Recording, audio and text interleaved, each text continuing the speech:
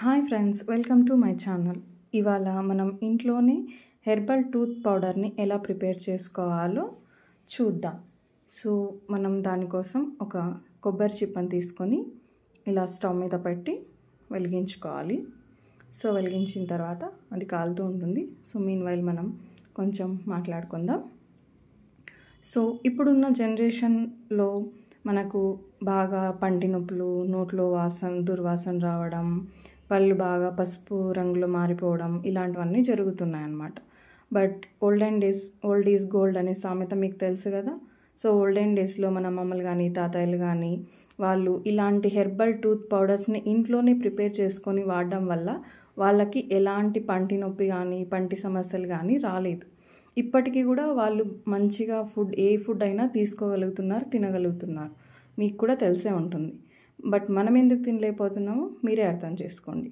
So దానికోసమని మనం ఇంట్లోనే మన ఓల్డెన్ డేస్ యొక్క ఇలాంటి టూత్ పౌడర్స్ని ప్రిపేర్ చేసుకుని వాడితే మనకున్న పంటి సమస్యలు కూడా బాగా తగ్గుతాయని నా ఉద్దేశం. నేను కూడా దీన్ని రెగ్యులర్గా ప్రిపేర్ చేసుకుని యూజ్ చేస్తున్నా. అందుకని నా ఛానల్లో ఉన్న ఫ్రెండ్స్ కూడా సజెస్ట్ చేస్తే వాళ్ళు యూజ్ చేస్తారనే ఉద్దేశంతో చెప్తున్నా. ఇలా కాలిపోయిన కొబ్బరి చిప్పని పక్కకు పెట్టేసుకొని దాన్ని కొంచెం ఆరనివ్వాలన్నమాట. సో అలా మొత్తం ఒకసారి మంట స్టార్ట్ అయిన తర్వాత పక్కకు పెట్టేసుకుంటే చిన్నగా కాలి మొత్తం అలా కాలిపోయి చిన్న చిన్న ముక్కలుగా అయిపోతుందన్నమాట.